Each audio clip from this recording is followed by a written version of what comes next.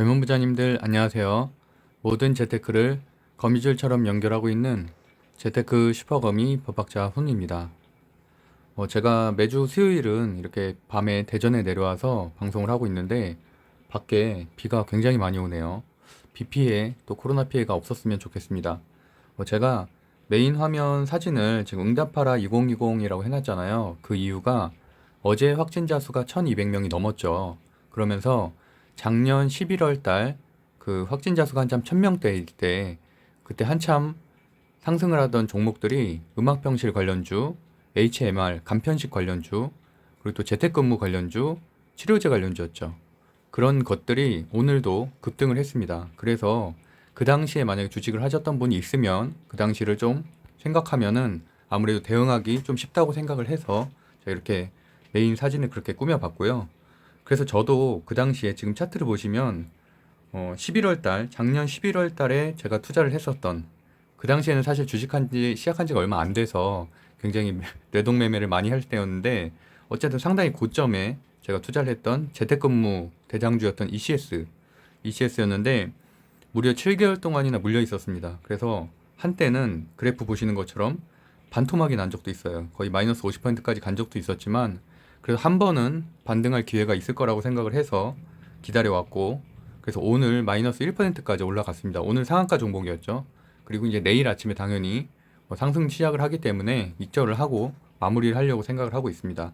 어쨌든 제가 이 사진을 통해서 두 가지를 좀 말씀드리고 싶은데 일단 뭐 어떻게 보면 이것도 하나의 테마주의 하나였잖아요. 소형주였고 그러다 보니까 실적보다는 저도 그 당시에는 급등주 이런 것들에도 한번 시도를 해봤고 어쨌든 한 250만 원 정도 넣었는데 7개월 동안이나 물려 있었잖아요. 사실 뭐 좋은 소식 때문은 아니죠. 뭐 이렇게 확진자 수가 다시 급증했다는 거는 좋은 소식은 아니고 그럼에도 불구하고 어쨌든 손실 금액을 회복하다는 데는 의미는 있지만 그만큼 좀 위험할 수 있다라는 것을 제가 뭐 데이 트레이닝 종목도 매일 이렇게 말씀을 드리곤 있지만 항상 기억을 하셨으면 좋겠습니다.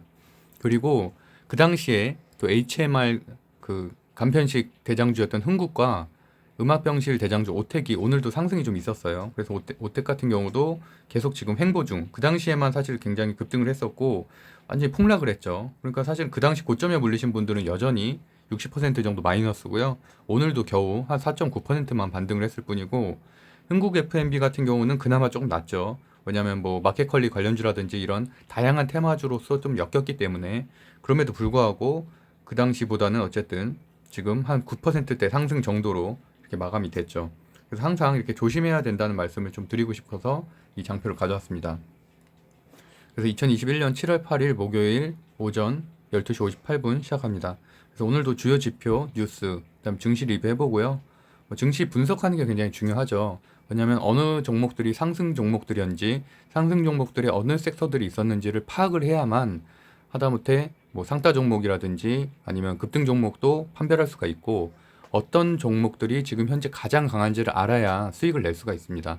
물론 우량주들은 그런 것보다는 기업 가치라든지 2분기 실적 발표라든지 물론 이런 것들에 초점을 맞춰서 투자하긴 하지만 이런 것들을 파악을 하면 좋은 점은 우량주들의 횡보 기간을 어느 정도는 예측을 할 수가 있어요. 어느 정도까지 조정이 오겠는지, 트렌드가 지금 이제 전기차 쪽으로 바뀌고 있구나, 뭐 2차 전지 쪽으로 바뀌고 있구나, 이런 트렌드를 아는 그런 하나의 핵심 단서가 되기 때문에 제가 항상 증시 리뷰를 중요하게 생각을 하고 있죠. 일단 주요 지표 먼저 체크해 보면 1212명. 그래서 어젯밤부터 사실은 완전히 이 신문 기사들이 다 도배가 됐죠. 그러다 보니까 당연히 오늘 장은 코로나 관련된 주식들, 특히 진단키트 관련된 주들이 거의 반 이상 다 급등을 했습니다. 그러니까 그런 것들을 보면은 사실 내가 어저께 분명히 같은 뉴스를 다 같이 봤잖아요.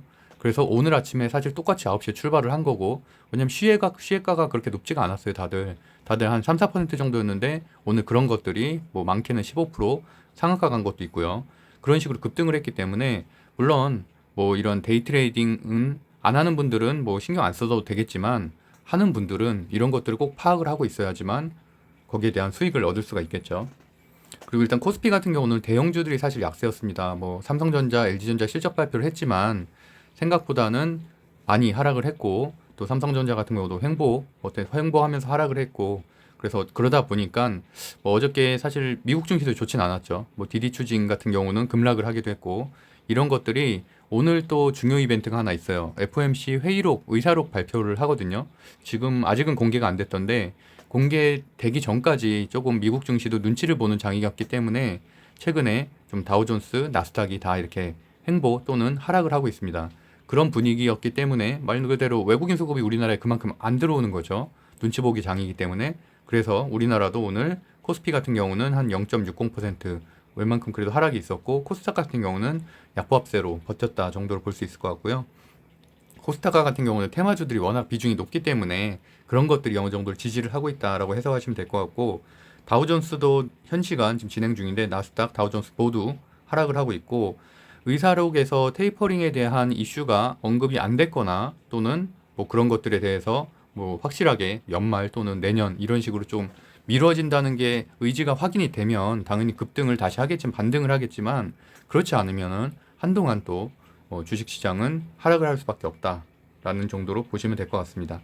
대만 가권 지수도 우리나라와 비슷하게 한 0.35%, 코스피와 좀 비슷한 흐름을 보이고 있죠. 그리고 필라델피아 반도체 지수도 현 시간 0.47%는 하락을 하고 있는데, 이런 것들이 다 삼성전자가 오늘 반등하지 못했던 큰 이유 중에 하나로 보시면 될 것 같습니다. 국채금리는 마이너스 4.67로 상당히 낮은 수치죠. 그래서 제가 예전에 1.5를 기준으로 많이 말씀드렸었는데, 사실 지금 같은 경우는 거의 3개월 동안 최저치거든요. 그러면 사실 성장주들이 사실 반등할 수 있는 충분한 기회가 되는데도 불구하고 현저히 뭐 FOMC 회의 의사록이라든지 이런 잔여 리스크들에 대해서 확신이 없기 때문에 조금은 성장성이 좀 더뎌지고 있는 부분이고, 그럼에도 불구하고 오늘 이런 FOMC 의사록이나 이런 것들에서 리스크가 제거가 된다면 당연히 7월, 8월은 어느 정도 상승장으로 좀 돌아설 가능성도 있다라고 보실 수 있을 것 같고요. 원달러 환율도 소폭 좀 증가하고는 있는데 아직까지는 우려할 수준은 아니지만 항상 주시는 해야 됩니다. 왜냐하면 환차익을 노리고 들어오는 외국인 수급이 원달러 환율이 너무 올라버리면 올라올 메리트를 못 들어오니까 이제 그런 부분이고요. 일단 외국인도 오늘 3,300억 원 팔았고, 기관이 오늘은 좀 많이 팔았어요. 많이 팔았는데 하반기로 갈수록 어쨌든 연기금 리밸런싱을 이루어지기 때문에 기관 수급이 최근에 들어오는 것들을 좀 주목할 필요가 있습니다. 그런 것들은 하반기에도 여전히 좀 유지할 가능성이 높아서 그런 것들도 하나 체크를 해보시면 좋을 것 같고, 이 MTS든 HTS든 뭐 기관 수급 리스트 1위부터 쫙 나오고 외국인 수급 리스트 1위부터 쫙 나오잖아요. 그런 것들도 저도 물론 정리를 해드리겠지만 한 번 정도는 눌러보시는 게 좋을 것 같고요. 코스피 같은 경우, 코스닥 같은 경우는 뭐 외국인이 조금 사면서 소폭 상승 마감을 했고요. 현 시간도 비트코인 전날 대비해서 한 2%에서 5% 정도 상승 중이긴 한데 사실은 뭐 큰 흐름은 없습니다. 그래서 그냥 그냥 뭐 보합 정도로 최근에 좀 유지되고 있다 정도로 판단하시면 될 것 같고, 폭등 또는 폭락만 없으면 주가 시장에는 크게 영향을 미치진 않는 것 같습니다. 그래서 그나마 좀 전에 한 30분 전에 나왔던 기사가 이거였는데, 여기에서는 뭐 FOMC 회의록에서 테이퍼링과 금리 인상에 대한 공격적인 메시지를 내지 않은 것으로 확인된다라고 써있긴 하지만 사실 이 보도 말고는 특별하게 없어서 아직은 회의록이 공개되지 않은 걸로 판단하시면 될 것 같습니다. 제가 그 부분에 대해서는 내일 방송에서 다시 한번 정리해서 말씀드리도록 하고요.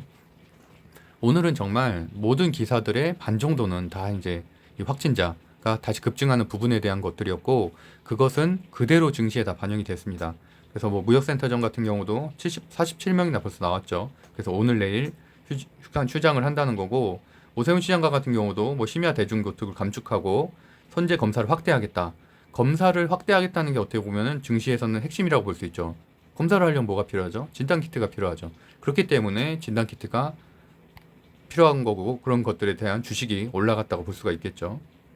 어쨌든 델타 변이 바이러스는 바이든 대통령도 얘기를 했지만 생각보다 훨씬 더 빠른 속도로 급증을 하고 있고, 예전에 있던 그런 일반적인 코로나보다도 훨씬 더 감염 확장 가능성이 좀 높기 때문에 그런 부분에 대해서 더 우려를 하고 있는 것들이죠. 특히나 이제 우리나라 같은 경우는 미국처럼 집단 면역에 대한 이런 백신 투여율이 좀 낮은 편이기 때문에 더더욱이나 좀 걱정이 되고 있는 상황이고요. 네, 일단 확진자 얘기는 이제 좀 어두운 얘기다 보니까 여기까지만 하고, 그다음에 조금 그 트렌드에 대한 얘기들 좀 할게요. 폭스바겐이 미국 전기차 충전소 사업에 1조 원대 투자 유치를 추진하고 있다는 기사인데, 이런 것들은 당연히 앞으로 배터리라든지 이런 전기차에도 좋은 소식이라고 할 수 있겠죠. 그래서 폭스바겐이 소유하고 있는 일렉트리파이 아메리카라는 그 기업이 있는데, 거기에 그것이 현재는 한 635곳 정도 전기차 충전소를 보유를 하고 있고, 한 2026년까지 총 20억 달러를 들여서 충전소 네트워크를 확대한다는 계획인데, 여기에 한 1조 정도 투자 유치를 받으려고 진행 중이다 라고 내용이 나왔고요. 그다음에 삼성 SDI가 3조 원대 미국 공장 건설을 추진한다는 단독 기사인데, 일단 말씀드리고 싶은 거는 단독 기사는 좀 조심하셔야 됩니다. 이게 단독 기사는 사실은 아닌 경우도 상당히 많거든요. 그래서 이것만 보고서 섣불리 투자하기보다는 충분히 흐름을 좀 보고 투자를 하셔야 되고, 물론 이렇게 되면 삼성 SDI가 반도체 배터리 공장을 미국에 증설을 한다면 LG화학과 SK이노베이션과 마찬가지로 당연히 추가 상승 여력이 있겠죠. 하지만 아직은 결정된 바는 없다. 그래서 어쨌든 미국의 완성차 업체인 스텔란티스와 협의를 하고 있다는 내용이고요. 여기 써 있는 것처럼 2025년부터 신차를 모두 전기차로 내놓겠다고 선언하는 최근에 그런 공격적인 행보를 보이고 있기 때문에 그 대상 중에 하나가 삼성 SDI가 아니냐라는 정도의 추측성 기사고요. 근데 그게 어쨌든 발표가 될 것은 바로 내일입니다. 내일 그 우리나라 시간, 현지 시간으로 8일이니까 우리나라 시간으로는 내일이 되겠죠. 스텔란티스의 이제 EV 데이가 열리거든요. 그래서 사실 저도 이것을 굉장히 기다리고 있었는데, 왜냐면 여기에서 결국에는 글로벌 트렌드잖아요. 뭐 전기차 확장 계획이라든지 뭐 이런 배터리 관련된 내용들, 배터리 어떤 협력사를 선정하겠다든지 이런 기사들이 나오게 되면은 당연히 뭐 관련된 주식들이 올라갈 수밖에 없겠죠. 그리고 또 오늘 반독 기사가 하나 더 나왔는데, 손정희 회장이 야놀자에 이제 1조를 추가로 투자한다는 내용이고요. 이런 것들도 당연히 내일 야놀자 주식의 상승을 가져올 수가 있는데, 그래서 아까 보니까 약간 그 관련된 주식 딱 두 개 있거든요. 왜냐면 지분 확보사가 두 개밖에 없어요. 근데 거기가 이제 시외 거래가 한 5% 정도 상승을 했더라고요. 그러다 보면 이제 내일도 아침에 상승할 가능성이 있고, 제 뒷부분에서 한번 다시 정리를 해드리겠습니다. 그래서 손정희 회장이 이끌고 있는 비전 펀드죠. 쿠팡에도 투자를 했었던 그래 플랫폼 야놀자에 대해서 1조 180억 원의 투자를 확정했다라는 기사고요. 쿠팡도 말씀드린 것처럼 이 정도 투자를 받았고, 야놀자도 그에 이어서 1조 가까이, 쿠팡은 거의 3조 가까이 투자를 받았죠. 근데 어쨌든 야놀자의 기업 가치를 현재 한 10조 정도로 보고 있고, 이거는 유니콘을 넘어서서 데카콘 정도로, 저 같은 경우도 스타트업을 운영하고 있다 보니까 사실 이런 것들 보면 굉장히 부러울 때가 있죠. 우리는 사실 유니콘 기업만 돼도 정말 꿈의 그런 회사인데, 어쨌든 여기는 10조 데카콘 기업 가치를 인정받았다는 거고요. 그래서 저도 야놀자에 대해서는 좀 공부를 했었는데, 여기 써 있는 것처럼 최근에 M&A를 통해서도 좀 추가적으로 비즈니스 모델을 확장하고 있다는 게 사실은 핵심일 것 같아요. 기존의 숙박 공유 어플 정도가 아니라 여기 써 있는 것처럼 점유율 2위인 인도 이지 테크놀로지스를 인수를 하면서 IT 회사의 서비스 수익 구조를 다각화했다. 쿠팡도 맨날 하는 얘기가, 쿠팡은 IT 회사 뭐 이렇게 플랫폼 회사라고 말하지 자기네들이 이런 일반적인 유통회사라고 표현하지 않잖아요. 약간 그런 것처럼 여기도 IT를 좀 강조하겠다라는 의지로 보여지고요. 네, 하여튼 그래서 이따가 제가 야놀자 관련주는 잘 정리를 해드리겠습니다. 그래서 오늘 또 이제 대선주들을 안 볼 수가 없죠. 그래서 윤석열, 안철수가 오늘 만났다는 내용이고요. 다른 부분은 뭐 그냥 의례적인 만남이었고, 일단 월성원전에 대한 얘기가 또 나왔어요. 그러니까 월성원전에 대한 얘기, 그 다음에 탈원전에 대한 얘기를 이틀에 걸쳐서 했었죠. 화요일, 수요일에 했었는데, 월요일, 화요일에서 그때 이제 원전주들 급등을 했었는데, 오늘도 또 했다는 거거든요. 그래서 오늘도 저는 사실 원전주가 좀 상승할 것으로 예상을 했는데, 생각보다는 우리 기술만 좀 올라가고 조금 약했어요. 근데 그 이유 중에 하나는 오늘 코로나 확진자 수들이 1200명이 넘었기 때문에 수급이 다 글로 몰렸어요. 테마주들이. 그래서 사실은 좀 못 간 것뿐이고, 여전히 이런 수급들이 이런 코로나 확진자에 대한 수급들이 조금은 떨어지면은 당연히 원전은 계속 살아있는 재료이기 때문에 추가적으로 상승 여력이 있다고 보고 있고, 최재형 씨 같은 경우도 오늘 최재형 관련주가 장초에만 좀 급등을 했었죠. 그 이유가 바로 이것 때문이죠. 어쨌든 정치에는 참여하겠다는 의지를 밝혔어요. 지금 거의 한 9일 만에, 지금 그만둔 지 9일 만, 감사원장 그만두고서 이제 오늘 전화 인터뷰를 했는데, 정치에 참여하겠다고, 그러니까 대선 뭐 출마 선언까지는 아니겠지만 분명히 최재형 관련주에는 긍정적인 소식이라고 할 수가 있겠죠. 그래서 그런 부분이고, 이것도 뭐 하나의 약간 추측성 기사긴 한데, 윤석열 씨와 이제 차별화를 뭐 조기 입당, 국민의힘 입당으로 나설 듯이라고 이제 추측성 기사가 나왔는데, 만약에 이렇게 된다면 최재형 관련주에서는 사실 상당히 좋은 소식이죠. 이렇게만 진행이 된다면. 그래서 그냥 참고 정도 하시면 될 것 같고요. 현 시간 MTS를 잠깐 볼게요. MTS 보기 전에 오늘 일단 가장 중요한 것 중에 하나는 이제 LG전자하고 삼성전자 실적 발표가 나왔는데 체크를 일단 해드릴게요. 일단 벌써부터 증권사 리포트들은 3분기 실적 발표를 준비를 하고 있거든요. 사실은 LG전자든 삼성전자든 오늘 주가가 좀 못 갔던 이유 중에 하나는 특히나 삼성전자 같은 경우는 3분기 실적이 좀 애매해요. 그것 때문에 좀 못 가고 있는 거거든요. 사실 주가라는 게 상승이 되려면 3분기, 4분기, 내년까지 계속 성장성이 보장이 돼야 되는데 그 부분이 좀 아쉽다는 거예요. 근데 반면 LG전자 같은 경우는 사실 3분기, 4분기에는 특히나 전장 쪽이 흑자 전환을 하거든요. 마그나 그 조인트 벤처가 7월 1일 날짜로 이제 완성이 됐잖아요. 그래서 수익이 발생을 하고 그래서 매년 30% 이상 수익을 성장성을 예상을 하고 있는데 그렇기 때문에 사실 LG전자는 좀 오늘 좀 아쉽긴 했던 것 같아요. 물론 LG전자의 실적 발표가 있었던 날 하락하는 게 대부분이긴 했고 이게 일반적으로 어닝 서프라이즈가 아닌 다음에는 뭐 하락하는 게 일반적인 재료 소멸로 하락하는 게 이제 일반적인 구도긴 하지만 오늘은 조금 아쉬웠고 뭐 저도 뭐 사실은 보유자의 영역에서는 뭐 크게 신경 쓰진 않았습니다. 다만 오히려 신규 진입자들은 오늘 같은 날 들어오면 괜찮죠. 마이너스 3% 정도 빠졌었으니까. 근데 어쨌든 오늘자 증권사 리포트도 보면은 목표가는 6개월 목표가죠. 1년 목표가가 아니에요. 23만 원 유지를 하고 있고 그리고 전체적으로 뭐 여기 써 있는 것처럼 LG 마그나의 협력으로 유럽 시장의 수주가 증가할 전망이고 2022년에도 상당히 괜찮을 것 같다. 그리고 3분기 영업이익은 오히려 더 높아질 수도 있다. 1조 한 2,271억 원 정도로 예상을 하고 있고 그러니까 현 시점에서 사실 이게 핵심이라고 할 수가 있죠. 지금 2분기 실적은 중요하지 않아요. 이미 지난 거니까.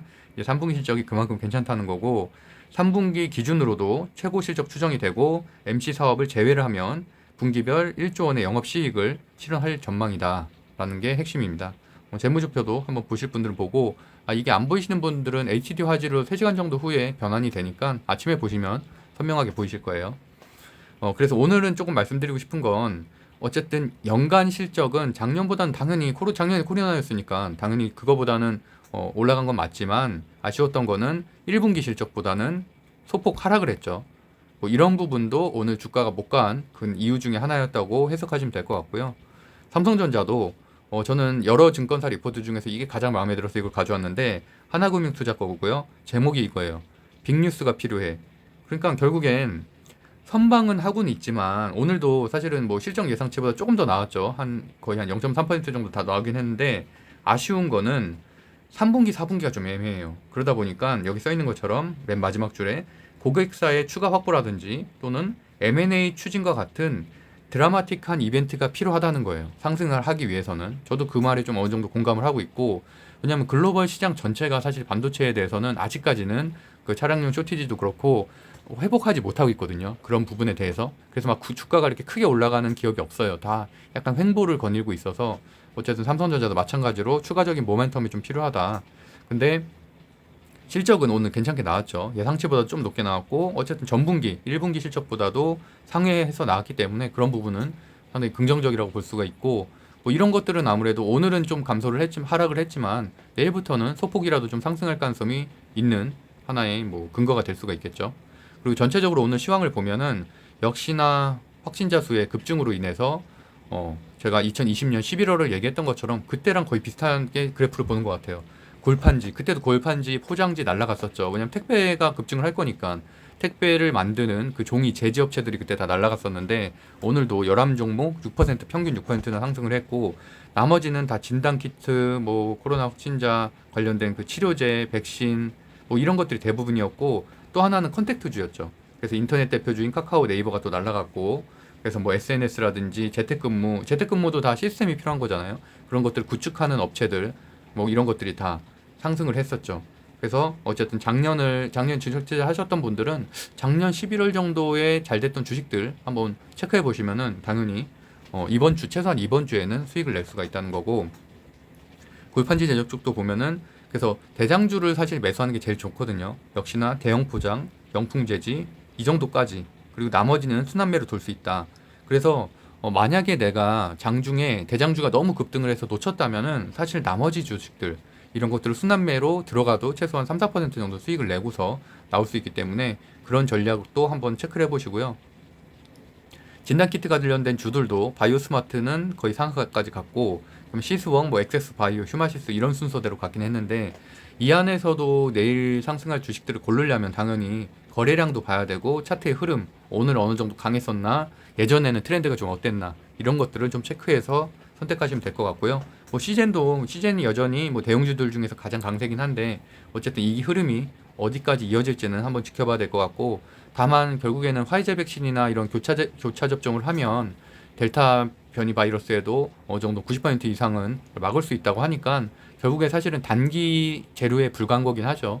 뭐 우리가 지금 1200명에서 뭐 2000명 가고 이렇진 않을 거잖아요. 분명히 이 정도 때에서 좀 유지를 하다가 결국엔 다음 주 정도에 또 확산세가 줄어들 가능성이 높기 때문에 결국에는 그래도 강세 섹터가 있을 때는 그 섹터에 투자를 하는 게 수익을 낼 수 있는 것이라고 보고 있고, 재택근무 관련주들도 완전히 잊혀졌었던 것들인데 제가 말씀드렸던 제가 지금 보유하고 있는 ECS라든지 그 당시까지도 링넥트, 알서포트까지만 사실 쳐줬었거든요. 그 나머지 것들은 그냥 사실은 거의 효과를 못 본. 근데 이런 것들도 마찬가지로 오늘 만약에 ECS 알포스 서포트가 갔다면 내일은 소프트캠프가 갈 수 있는 거거든요. 오히려 이런 것도 20%까지 올라갈 수 있어서 그런 순환매 전략도 한번은 체크를 해보시고 이런 것들 좀 추가해 놓는 것도 어쨌든 하루 이틀 정도는 강세 섹터를 유지할 가능성이 높기 때문에 괜찮을 것 같습니다. 그래서 정규장 순위 1위부터 좀 보면은 대형 표장도 제지, 그래서 이제 확진자 관련돼서고, 제가 이제 다 델타라고 이렇게 써놨잖아요. 빨간색으로 체크해 놓은 것들은 결국엔 다 확진자 급증, 델타 변종 바이러스와 관련된 것들이거든요. 그만큼 지금 10위까지 중에서 7개가 다 관련된 것들이죠. 스펙주를 빼고서는. 나머지 뭐 메타버스, 그 다음에 영유아 정책 이 정도인데 캐리소프트 이런 것들도 뭐 최근에 영유아 교육 정책 이런 것들에 좀 연관된 것들이고, 어쨌든 그만큼 현재는 이게 가장 강한 재료다, 바이오가 가장 강한 재료다라는 걸 딱 확실하게 보일 수가 있는 것들이죠. 여기서도 보면 11위부터 20위까지 중에서만 봐도 여기서만 해도 7군데죠. 그러니까 뭐 링네트, 엑세스 바이오 뭐 이런 것들 다 결국엔 델타 변종 바이러스, 그러니까 오늘 하루는 델타 변종 바이러스가 휩쓸었다라고 보시면 될 것 같고, 그 대신에 이런 것들은 점차 줄어들 것이다, 관심도는. 상한가 종목 4종목 중에서 5종목 중에서 스펙주는 빼고 4종목 보면은 일단 제지, 아까 말씀드린 제지 대형 포장, 그리고 바이오 스마트도 진단키트, ECS 재택근무, 휴먼엔도 바이오 지분을 가지고 있었다는 거. 그래서 결국엔 오늘은 진단키트와 재택주가 강했다라고 보시면 될 것 같습니다. 그래서 오늘의 데이 트레이딩 종목을 좀 설명드릴게요. 이렇게 좀 질문하시는 분들이 최근에 좀 있어요, 주변에서. 뭐 어떻게 선정을 하냐, 뭐 거래량만 보고 하냐, 아니면 또 뭐 시외 거래 이런 거 보고 하냐, 시외 급등 이런 거 보고 하냐, 이렇게 여러 가지를 물어보시는데, 저 같은 경우는 일단 재료를 가장 중요하게 보고요. 지금 유효한 재료인지, 만약에 이번 주에 전기차 관련해서 뭐 상한가 간 종목이 있으면 그 다음 날은 저는 못 간다고 보거든요. 왜냐면 전기차가 지금 강세 섹터가 아니기 때문에 당연히 지금은 바이오죠. 바이오 중에서도 진단키트고, 그래서 그렇게 좀 판단하라고 있고, 그 다음에 당연히 거래량 보고요. 그 다음에 주가, 그날의 주가 흐름 5분봉으로 좀 보고 있고, 그 전의 트렌드들 이런 것들을 전반적으로 체크하고서 이제 추천을 드리고 있고, 그래서 뭐 추천드렸던 거 지금까지 제가 데이 트레이닝 종목을 거의 매일 2개씩 한 달 정도 했는데 한 90% 정도는 상승을 했고요, 급등을 했고, 나머지 한 10% 정도는 뭐 제가 그래서 계속 주의 말씀 드리는 게 이거죠. 하락으로 시작을 하거나 아니면 이렇게 한 그래도 1, 2분 정도 지켜보고서 들어가야 되는데, 그때도 이제 하락을 하거나 아니면은 뭐 너무 낮게 시작하는 경우, 한 그래도 제일 이상적인 거는 한 10% 정도라고 전 보는데, 뭐 한 2%, 3% 정도에서 시작하면 사실은 떨어지면서 마무리할 가능성도 높거든요. 그래서 그런 것들은 좀 주의해야 되고, 절대 아쉬워하지 마라. 왜냐면 오늘 내가 놓쳐도 그냥 내일도 또 새로운 것들이 나오고 모레도 새로운 것들이 나오는데, 굳이 반등까지 생각하면서 하락하는 거 쫓아갔다가 물리면은 그건 참 큰일이거든요. 근데 어느 정도 본인이 데이 트레이딩이 좀 경험이 그래도 좀 있다라는 분들은 바닥 확인하고서는 그건 괜찮죠. 바닥하고도 반등하는 경우도 상당히 많으니까 그렇게 생각하시면 될 것 같고, 그래서 이제 어저께 같은 경우도 시외 거래량 좋았던 것들 보면은 오늘 다 하락했어요. 우리 기술은 물론 제가 이제 어저께 추천드렸던 것들 중에 하나죠. 우리 기술은 한 17%까지 상승했다가 이제 하락을 하긴 했지만, 나머지만 해도 다 뭐 두산중공 다 오늘 힘 못 썼잖아요. 대한전선 뭐 이런 것들. 그래서 그런 것들을 무작정 들어가면 안 된다라는 거고, 이것도 이제 전일 상향가 종목 중에서도 인바이오젠만 아침에 좀 상승을 했고, 나머지 서정기전 뭐 나머지 우선주들은 다 완전히 폭락을 했죠. 그러니까 그만큼 좀 조심을 하셔야 된다는 말씀이고요. 그래서 제가 오늘 2개 일단 꼽은 거는 시스웍하고 이제 엑세스바이오인데 둘 다 진단키트 관련주고요. 설명을 드릴게요. 시가총액 일단 시스웍 같은 경우는 오늘 16.95% 상승 마감했는데, 일단 시총이 작죠. 이게 굉장히 장점이죠. 1770억밖에 안 되고 그렇기 때문에 사실 세력들이 해먹기 굉장히 좋은 주식. 그리고 거래량이 1조가 넘었죠. 그 대신에 뭐 2,000원짜리니까 사실 1조가 넘었다고 해도 얼마 그렇게 큰 건 아니지만 어쨌든 1조래 1억 주. 그러다 보니 그렇게 큰 건 아니지만 그래도 유의미하다라는 거고 정고점까지는 좀 아직 좀 남아있긴 해요. 남아있긴 하고 일단 차트로 봐도 그동안에 좀 매물대를 매집해온 것들이 좀 보여지고 외국인 수급이 일정 부분 한 4거래일 정도 들어오고 있었다. 그래서 그런 것들이 아직 나가지 않은 부분 이 정도까지는 내일 외국인들이 좀 던져도 개인들이 매수를 하면서 좀 상승할 가능성이 있다라고 생각을 해서 선정을 했고요. 엑세스바이오 같은 경우는 조금 아쉬운 건 좀 중형주예요. 시총이 1조가 넘는 거죠. 그 대신에 이제 거래량은 그래도 꽤 많이 터져져서 한 1700주 정도 거래가 됐고 4월 달에 한번 상한가를 치면서 신고점이 있었는데 그러다 보니까 이제 위에 매물대가 좀 존재하긴 한다는 아쉬움은 있지만 그래도 매직 기간은 충분히 있었다. 그래서 뭐 개미들은 거의 다 털어냈고 오늘이 외국인 수급이 상당히 많이 들어온 게 또 장점이라고 볼 수가 있습니다. 그래서 외국인 수급이 오늘 30만 주, 31만 주 정도 들어왔고 그래서 어쨌든 이것들을 내일 이제 털면서 올라가면서 이제 매수를 할 가능성이 좀 있어서 그 부분 때문에 좀 엑세스 바이오도 괜찮게 보시면 장초에 보면 될 것 같고 한 두 개 정도를 중심으로 보되 이제 대형 포장도 사실 강하게는 대형 포장이 가장 가는 가능성이 있거든요. 과거의 트렌드를 보면 대형 포장이 상당히 강했었기 때문에 오늘도 뭐 거래량이 거의 한 1억 5천 주 정도 터졌었죠. 그래서 상당히 역대급 거래량이 터졌다는 부분은 오히려 이런 것들은 내일 틈을 안 줄 가능성도 있어요. 바로 상한가를 갈 가능성도 있고 그래서 어쨌든 횡보 매직 기간도 상당히 길었고 상당히 그 당시에는 강했던 주식이다라고 생각하시면 될 것 같습니다. 그래서 어쨌든 한 이 세 개 정도를 좀 보시면 될 것 같고 기간 수급 들어왔다는 것도 하나의 장점이죠. 네. 그래서 오늘 좀 정리를 해보면은 제가 이걸 안 보여드렸네요. 오늘 건데 오늘 거 같은 경우는 제가 결과만 잠깐 말씀드리면 우리기술가 같은 경우는 장초에 이제 약하게 시작했는데 이렇게 들어 올렸었죠. 들어 올려서 그래서 한 수익을 내려면 한 12% 이상은 좀 낼 수 있었던 구간이고 그 다음에 쭉 빠졌죠.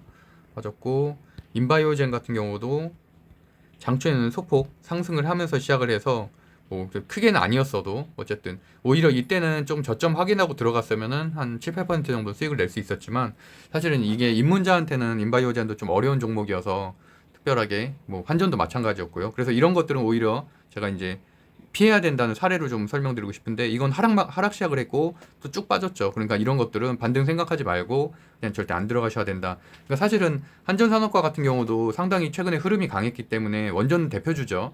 그래서 오늘 바이오 이거만 아니었었으면 사실 충분히 상승할 만한 거였는데 수급이 다 그쪽으로 갔기 때문에 좀 아쉬움이 좀 남습니다.